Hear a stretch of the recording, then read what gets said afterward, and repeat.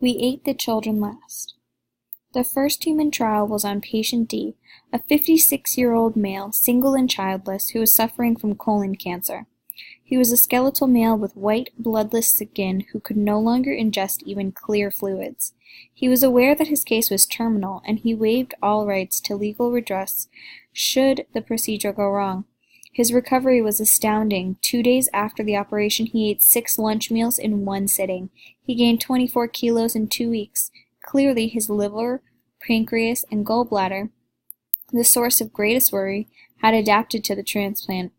The only side effect noted at the time concerned his diet. Patient D rapidly became to dislike sweet dishes, then spicy ones, then cooked food altogether.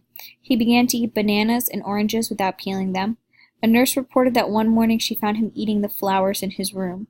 The French medical team felt vindicated. Until then, the success rate of a full organ xenografts was 0. All transplants of animal organs to humans, the hearts, livers, and bone marrow of baboons, the kidneys of chimpanzees, had failed. Patient D was monitored closely. When asked about what he ate, he was evasive. A visit to his apartment 3 months after the operation revealed that his kitchen was barren. He had sold everything in it, including fridge and stove. His cupboards were empty. He finally confessed that he went out at night and picked at garbage. Nothing pleased him more, he said, than to gorge himself on putrid sausages, rotten fruit, moldy brie, baguettes gone green, skin and carcasses, and other soured leftovers and kitchen waste. He spent a good part of the night doing this, he admitted, since he no longer felt the need for much sleep, and he was embarrassed about his diet. The medical team would have been concerned, except that his hemoglobin count was excellent.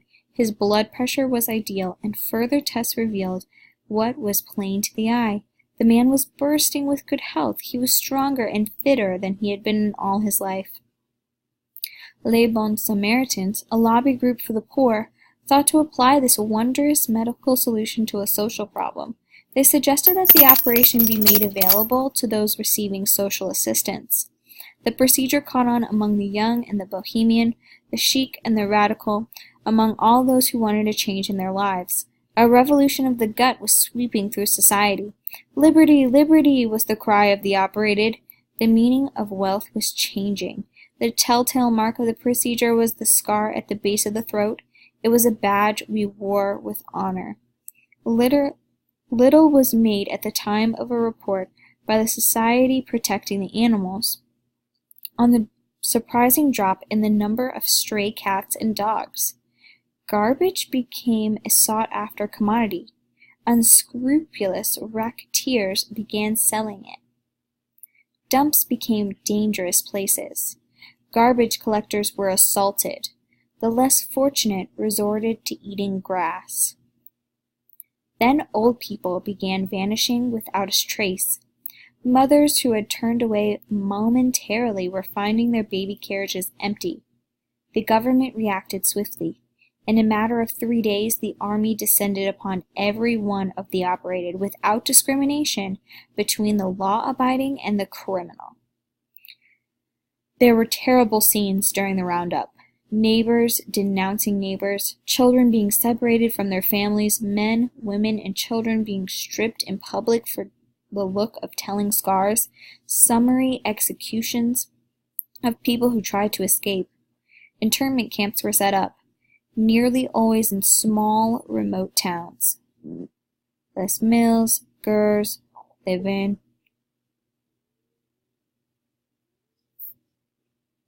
Biana-la-Rolland, Pithiviers, Reciboudou. No provisions were made for food in any of the camps. The story was the same in all of them. First, the detainees ate their clothes and went naked. Then the weaker men and women disappeared. Then the rest of the women. Then more of the men. Then we ate those we loved most. The last known prisoner was an exceptional brute by the name of Jean Roti. After 41 days without a morsel of food except for his own toes and ears, and after 30 hours of incessant screaming, he died.